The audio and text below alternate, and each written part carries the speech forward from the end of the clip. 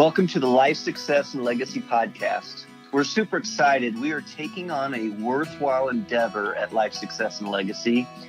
Our intention is to honor Nelson Nash, the man, as well as the infinite banking concept.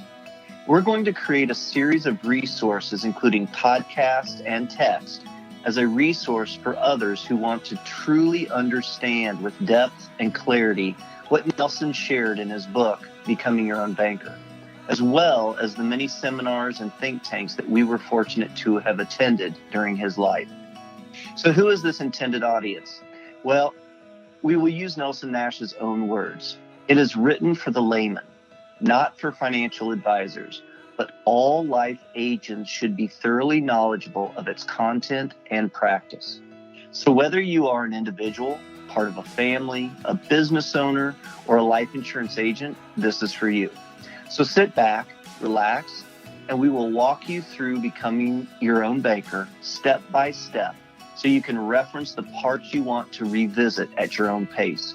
And we might have a little fun along the way. I want to welcome everyone back to our next edition of the Life Success and Legacy Podcast. Thanks for joining us. Hope you all are doing well. I'm Chris Bay, and Mike Everett's the other guy on here, the guy over, good-looking guy over there. Morning. Morning. How you doing? Very, very well. Good. Loving these podcasts, by the way. Absolutely. The last one we did was a fun one for the skeptics, but I can get a higher rate of return on page 69. This one is especially near and dear to my heart. Yep. I think it probably is to you as well, Mike. Yes, it is. And I know it was to Nelson. Yeah. We are on page 71 in Becoming Your Own Banker. And as we always say, if you don't have a copy, grab a copy off our website, lifesuccessandlegacy.com. This chapter is called An Even Distribution of Age Classes. And we want to get right to it because this one is really important. Nelson starts off with a verse from Proverbs. He says, "A good man leaves an inheritance for his children's children."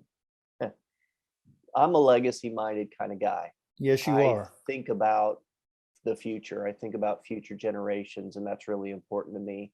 Personally, back in my education days, I did not believe that I would ever be able to leave a financial legacy for my family. Right. And when IBC was introduced to me, there were two things that were really important to me. Number one is that I was putting my money somewhere that was not at risk, that it could disappear like in 2008 it did for so many people. Super safe and guaranteed.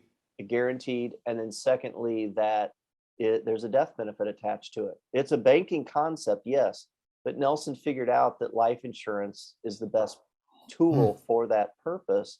And the fact that there's a death benefit attached to it that will benefit my beneficiaries, that is super important to me. And then that's teaching part the of concepts the to future generations where it gets passed on. Well, touching on what you just said, that is really thinking long term.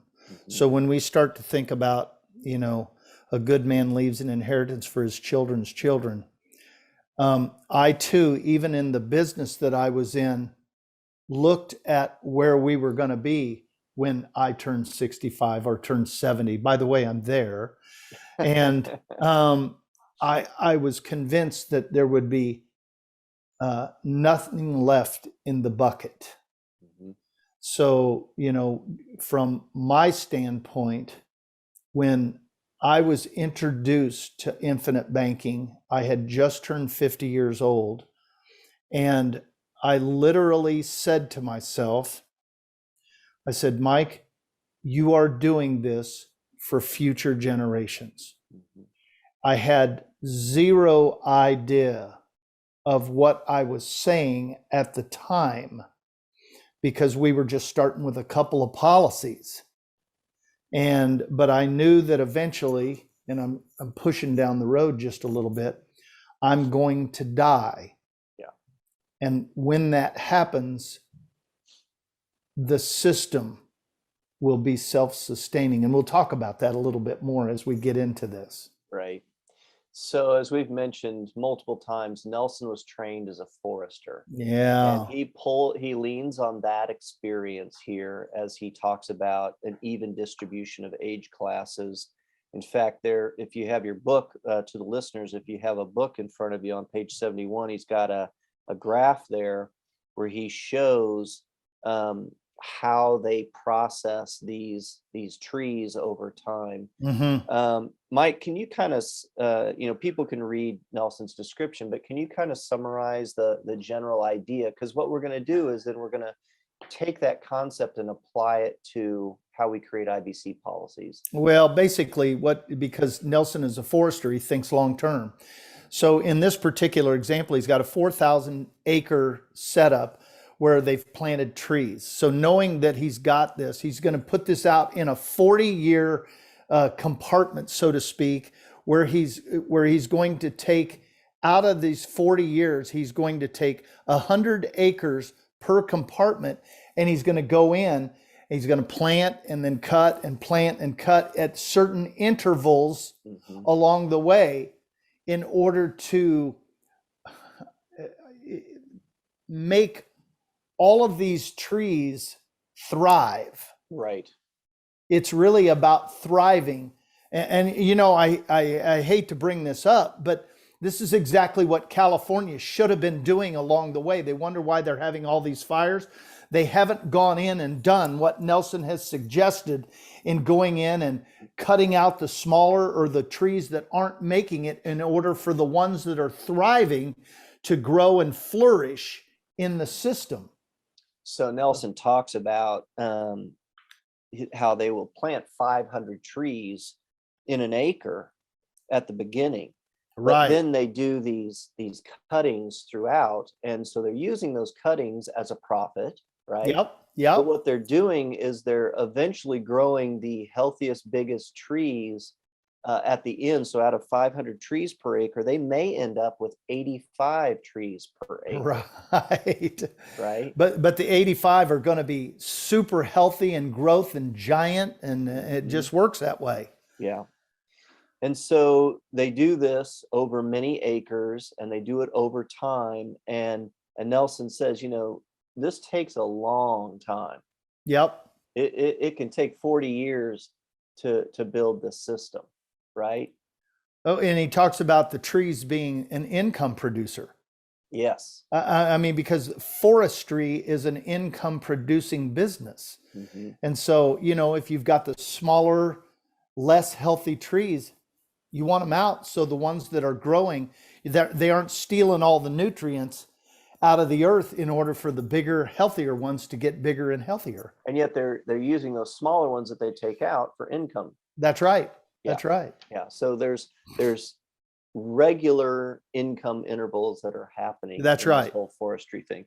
Now, if a forester was listening to the two of us yammer on about forestry, they would know in about 5 seconds that we are not trained in forestry. We don't know anything about the forestry business. We do know a little bit about IBC, though.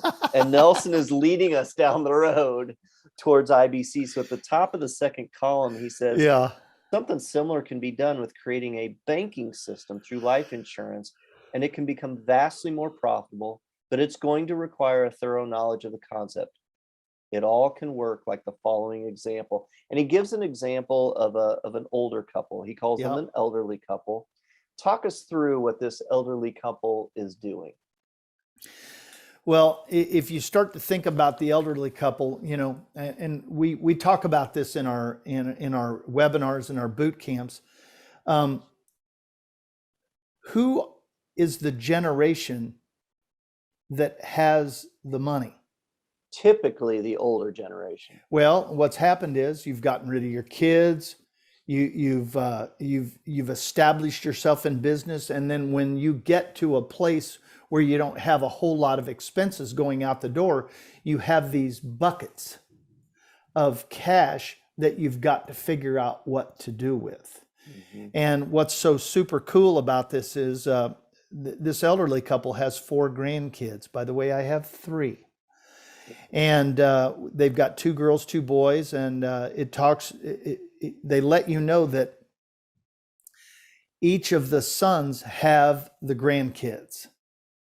And what these grandparents are going to do is put $2,000 premiums per grandchild into a system and build the system. So if you go back to the forestry example, what they're doing is they're actually planting trees, so to speak, in order to make this work. So they will retain ownership of those policies until their death, or when their kids and or grandkids show responsibility that they could actually maintain the IBC system. Because I know we've talked about that at length with our own children. Yeah. So the grandparents essentially are taking $2,000 a year, putting it into an annual premium on each grandchild. Yep. And they're doing that for 22 years. 22 years. That's it. And they're maintaining ownership. They have listed the parents of the grandchildren as the contingent owners, most likely. Correct. And so when the grandparents pass, that policy will naturally then transition to ownership to the parents of the grandchildren, and they will then have ownership. I want to touch on this because people are probably going, I wonder why they're only paying the premium for 22 years. Because that represents one full generation. And so if we're thinking about an even distribution of age classes, what we're doing is we're talking about future generations, or in our particular vernacular, we're talking about legacy, life success and legacy. Because what we're doing is we're creating future legacies in the most easy, difficult way. Because that's helping people think through why they're doing what they're doing. In this example, and I'm at the bottom of the second column on page 71, I'm in the last full paragraph, about probably the last quarter of the column. Nelson says that after 22 years, the base premium, keeping in mind there's a base premium and a PUA, the base premium can be paid by dividends from the policy itself from that point forward. Surplus dividends by additional paid up insurance, which we've talked about that in our podcast. The net effect of this is that the policy can be continued with no additional outlay, yet the face amount and cash values continue to grow very significantly over the years. Do you have any comments on that, where he actually stops paying the premiums and uses dividends to pay those premiums? Well, you got to remember, Nelson wrote the book in '99. Dividends were higher, rates of return were higher, everything was higher. So keep in mind, what you're doing is you're taking a 1999 example and we're trying to bring it to 2022 now, realizing that rates of return are lower, dividends are lower, but yet, we go back to some of our old podcasts, it has 100% to do with the control and the use of the dollars that we have available. Yeah. It is immaterial of the fact that these people decide to stop paying the premiums in year 23 and allow dividends to pay the premiums, because it has everything to do with the design of the policy, which we are very adept at. And we would make sure that if we have a grandparent that's coming to the table and wants to do this, we would design the policy accordingly. Yeah. To do the same exact thing. Yeah, we just, in fact, this week are doing an application for one of our clients who has a brand new grandbaby, Hazel, and Hazel's not even 15 days old yet, and he's already starting the application process because he wants that thing in place ASAP. In fact, he has another grandchild who's not insurable, and so he's unfortunately. He's learned that, hey, let's get this thing done. 15 days, let's get it done. Days old. And you've done that, Mike, right? Talk about the policies that you've done for your grandchildren, and you've even added an additional rider to yours. Right. So, because of this whole section right here, I looked at this and I go, this just makes total sense. So with my two oldest grandkids who are now 11 and 9, my goodness, they're 11 and 9. No, they're not. They are 12 and 10. They are 12 and 10. I've got to think about this. I'm going to send this podcast to their parents. Oh my gosh, I tell you. So what we've done is we have literally bought policies when they were little. So didn't quite completely understand it when my first grandchild, when Lila was born. So I waited till she was almost 2. With Hunter, I waited till he was 1. And let me tell you what, if anybody is listening and paying attention, this might be the most important thing. Buy a policy on your grandchild when they are 15 days old. Don't care what size it is. I'm going to tell you, start as little or as big as you possibly can. And there's a reason why I'm telling you this. So I will touch on this. With Emmett, my last grandchild, who is now 2 and some change years old, we did one when he was 15 days old. Boom.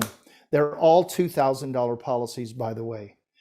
But the reason why you do this is because with the craziness that we have going on in our world, we had Hunter came up and he would have been probably 5.5, almost 6 years old. And he ended up having type 1 diabetes. We have no diabetes, no type 1 diabetics in our family on either side. 2 years later, 2.5 years later, Lila comes up with type 1 diabetes. Now, if you're thinking like a life insurance guy, is type 1 diabetes one of those things that throws out the chance of them getting future life insurance? 100%. But with both of my grandkids, what I did was I not only bought the policies, but then I put this thing on there called a guaranteed insurability option, GIO. What that does is when they get into their mid to late 20s, it gives you increments where you can add additional life insurance without proving insurability. Now, how important do you think those are? It's gigantic. And it's cheap.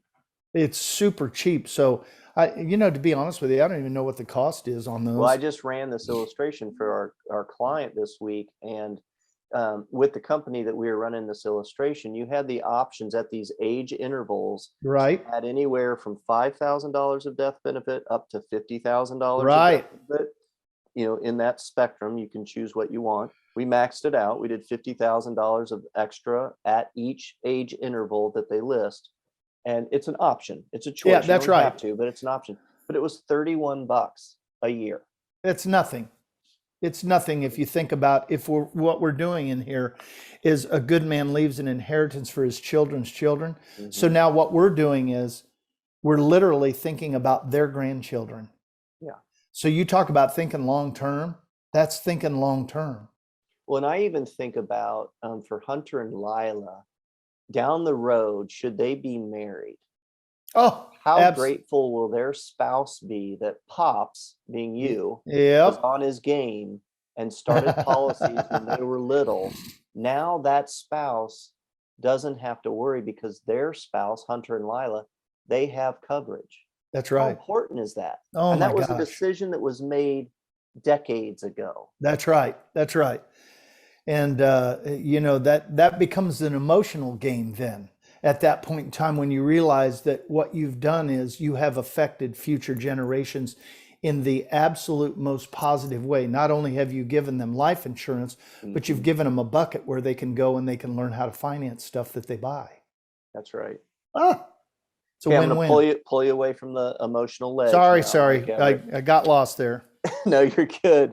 So turning over to 72 and 73 in the book, Nelson uses a couple of paragraphs to describe what's actually happening on page 73 and 74, which is an illustration. Right. And you're great at talking people through these illustrations and what happens over time.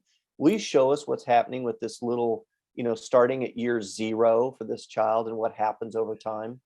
Well, so literally, I'm going to just jump over to the illustration on page 73 so people can yeah. get people can get an idea. You know, when you buy a policy on a newborn, they are zero. They're not 1 year old yet, but what you're doing is and we'll touch on this just briefly. Remember, part of our education that we've gotten as infinite banking coaches is to be able to design the policy accordingly. So we have base premium and we have PUA premium. This particular one was done obviously when interest rates were higher, when dividends were higher, and internal rates of return on the policies were a little higher. So there was a difference in the allocation of the way the base and the PUA were able to happen. It's really neither here nor there. We allow the system to actually determine what the base and the paid up addition premiums are now. And because we want what they call max accumulation inside the policy. So we're turning around and for 22 years, we're throwing $2,000 into this thing. So if you're just doing easy math, you've got a grandma and grandpa have put $44,000 into this thing. And in this particular example, if you go over to the next to the last column, they have $101,000 available if they choose to borrow money. Now, if you've put $44,000 in and you have $100,000, that's easy math to figure out what kind of rate of return that is. By the way, there's over 600,000 of death benefit in addition to that. Yeah, and that's neither here nor there. But if something weird happens, you know, that money would mean something to their future spouse, though. That's exactly right. But you have dollars that comes back into the family circle very, very quickly if the worst case scenario happens. Now, in the early part of this podcast, Chris talked about what we do is we stop paying premiums in year 23 and we allow the dividends to pay the base premium, which in this particular case is only $600. Now, the dividend in this particular example is $4,600. That pays a $600 premium pretty easy. Then the additional dollars go to buy paid up insurance, which adds to the base, which increases the dividend year after year after year. So keep in mind, this is super great. Now, if you go down, and I'm going to go down to the 50th year, this grandchild is only 49 years old. I'm going to go over to the cash value. They have $860,542 in, I lied, it's $909,181. And they have $2.2 million in death benefit. Mm-hmm. Now, I am 66 years old, and that's where I am now. I'm at $2.4 million. Mm-hmm. So how beneficial? And my premiums are not $2,000 a year. Because I think what you're saying is the sooner you start, oh man, think long term and capitalize that these things will take care of future issues. You know, one of the things I wish I would have hit on in our last podcast is, you know, we talked about this in line 24 and line 28 on page 59 of the equipment financing. Mm-hmm. When the $19,400, and somebody's going to have to go back and do a little investigation while we're doing this, but they paid the $19,400 in the interest or the premium, yeah, and it created $74,000. Now, when do you want the 28th year to happen? As soon as possible. Yep. So if you would have waited 5 years to start your plan, then this number would have been half of that number. So the sooner you start, the better it gets. I'm just telling you, and that's not a sales ploy. It's just a fact of life. Our friend Mike Kwong always says, when you wait, it's not the first year that you're losing out Uh-uh. on. It's the last years that you're losing out Oh, on. And when man. you look at what happens in the last years, in fact, Mike, let's just turn over to 74. I'm already there. And you pick the age. I don't know if you want to pick 66 since it's your age. Yeah. So at 66 years old, check this out. Slide over to the next to the last column. Remember, they're not paying premium. We're allowing the dividend to pay the premium. They have $3 million in cash value available to use in whatever they want to do. And if they die, they pass on $4.896 million. Yeah. Now, think about this for 1 second. How much did they put in premiums? $44,000. In this particular example, it doesn't even show them utilizing IBC and policy loans. Right. It is really just cash on cash and showing you what's available. But if you just go down to age 70, 71, isn't that about the time people want to start taking an income? Yeah. Yeah. In the net premium, you can see the negative $225,000. So literally at age 70, this particular grandchild starts pulling out $225,000 a year. And I'm just going to use the example. We're going to go down to age 85 and let's just pretend that they die. Mm-hmm. They still pass on $6.3 million. What's interesting to me is even though they're pulling out $225,000 a year in income, the cash value is still increasing. Well, if Death you look, benefit, you'll see takes a little bit of a decrease, but then it recovers and it starts increasing as well. yeah, well, if you look at the annual dividend, the dividend is more than what they're taking out. That's why the increase. Yeah. Yeah. So, it ends up being a win-win for every single person. Mm-hmm. Now, I'm going to jump back over to page 72 just for fun. I know you would. I'm telling you, because this is really, these particular items are hardly ever touched on in webinars, in boot camps, in even conversations that we have with people. Are you on But the yet- bullet points? I'm on to the bullet points. Okay, so page 72 for our listeners. And it's in the second column. So, man, I'm telling you, you know who I have this conversation with? I have this conversation with agents. They call me and they go, why IBC? They're new, they're wondering why and I go, we can talk about all this stuff, but I'm going to tell you, I'm going to touch on every single one of these bullet points. Number one, it covers multiple generations and promotes long-range planning. So if I'm buying policies on me, my kids, my grandkids, is that long-range planning? You better believe it. Underwriting problems are minimized. My two grandkids that have type 1 diabetes, they do not ever have to go through underwriting again. We have set the ball in motion.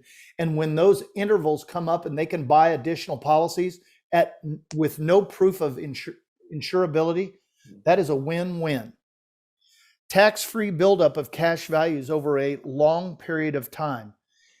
The way we design the policies, and we really design the policies exactly the way Nelson designs them in the book. What you're doing is you're guaranteeing that these buildup of cash values are going to get bigger year after year after year. And you, as the policy owner, cannot do anything about it. You win. I love the guarantees. Yeah.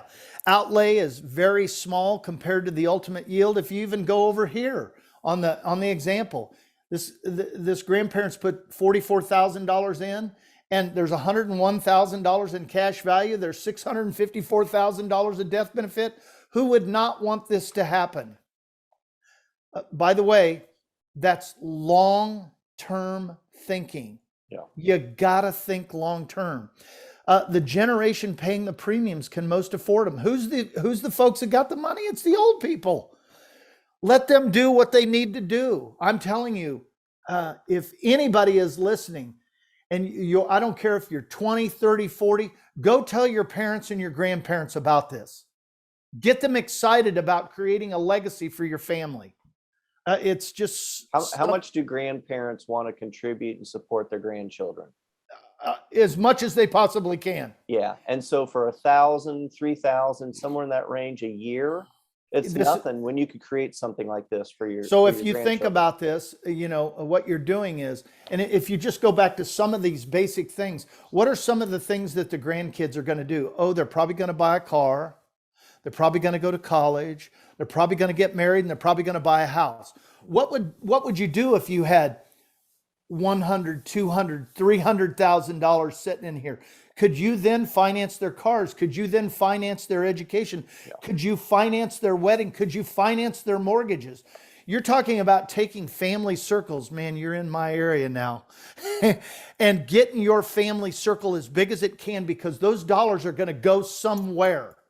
Why not have them go to your family circle?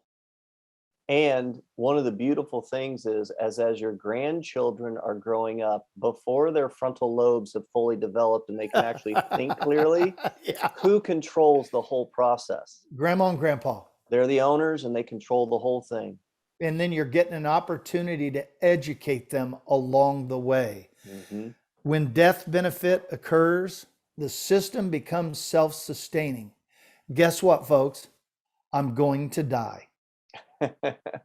You're going to die. So if all of a sudden you have policies in place, and I don't care if it's $500,000, $1 million, $2 million, it doesn't make any difference. What you're doing is you're pushing money back into the family circle for the next generation to be able to utilize. When Nelson, at the end of his life, went to David and he said, "Oh, David, man, have you got some pretty sizable loan balances?" Because they had done some remodeling. Policy loan balances, that's right. Policy loan balances. And David was kind of like, well, yeah. And Nelson was like, good, you're going to need it. You're going to need money. Yeah, and then within a year, mm-hmm. Nelson was gone. But yet, the creator, the inventor of the infinite banking concept, and it would almost blow my mind how many policies Nelson probably had on himself. Yeah, I have no idea. I know he had 49 total, but I have no idea how many he had. And I don't either, and it's immaterial. But here's the great thing about it. People, when they're thinking about life insurance, how much life insurance do you want? And I'm going to tell you, this is exactly what I say to people: as much as I can possibly get, because eventually those dollars flow down into the next generation. It's just so you almost sounded like Needle-Nosed Ned from Groundhog Day. The great thing about life insurance, you can't ever have enough. Yeah, that's oh my gosh. It precludes the need for Social Security. So literally, if you've got $1 million or $2 million in cash values, do you need Social Security? You don't. Yeah. Passive income is assured. If you've got a policy that's growing by $200,000 and you're only taking out $150,000 a year, is this thing still growing? It's growing like a weed. Estate planning is greatly simplified. In our previous podcast, we talked about trusts. You know what? A trust and a life insurance policy are almost the same exact thing. Do you really need all of this extra estate planning if you've got life insurance policies in place? You've got your beneficiaries, you've got your contingent owners, you've got your contingent beneficiaries. Really, you've got the grantor, you've got the trustee, you've got the beneficiaries already in place. They're like-kind documents. It's unbelievable. And guess who controls all of it? The owner. Yeah. The wealth mentality is transferred to succeeding generations over a long period of time to produce consistent understanding. They are learning a process. They're not buying a product. So as we're utilizing these policies throughout our lifetimes, our kids are watching, our grandkids are watching. They're able to go, you know what? I probably need to invest some time and energy, and It's a great thing. It promotes understanding of what stewardship is all about. It's really about stewarding the dollars that God has blessed us with, that are allowing to flow through our hands. Whew. That's some serious. I like how Nelson ends that up. He says, money won't buy happiness, but poor stewardship of money will steal happiness. And right? And we know this. Yeah. You know, we talk to families all the time, and what is one of the number one pressures? Money, cash flow. And if there's somehow we can take just a little bit of that pressure off of them, they're going to be able to enjoy life just a little bit more. They're going to be able to utilize their dollars in a much, much more efficient way. You know, there's some IBC coaches out and about, I think especially of some of our friends up in Canada, who really have made a priority of making their family banking system a family event where they have annual meetings and all these kinds of things. And I really applaud them for that.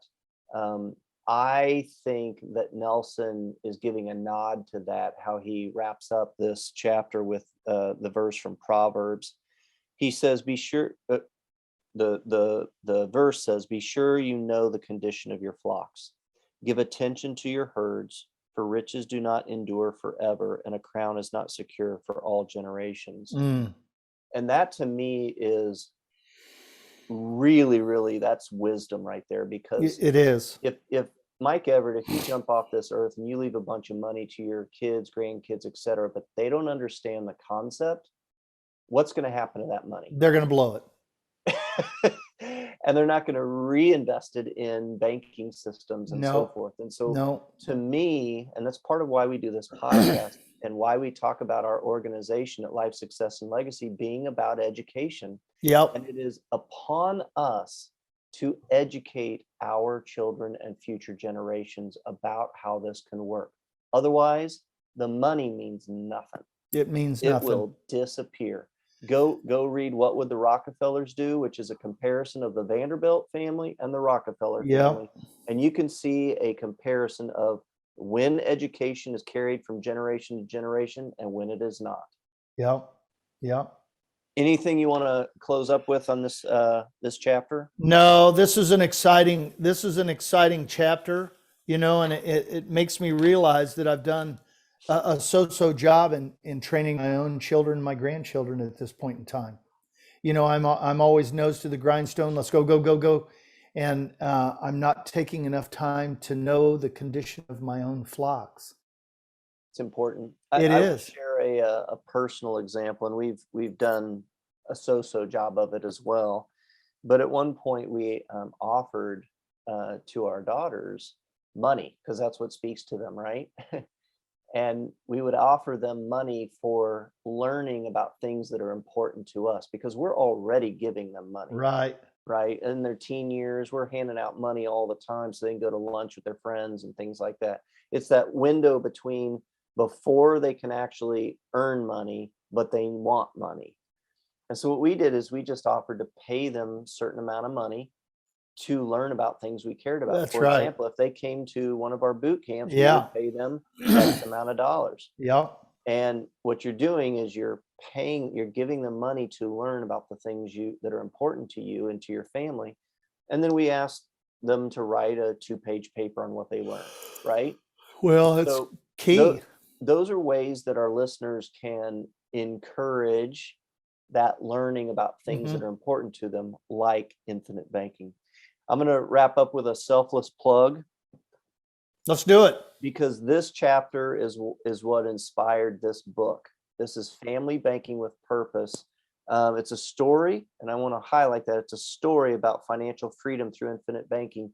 It is not a technical book. So if you've been listening to our podcast and you're just not a technically minded person, you learn through the context of stories and things like that. This is a parable.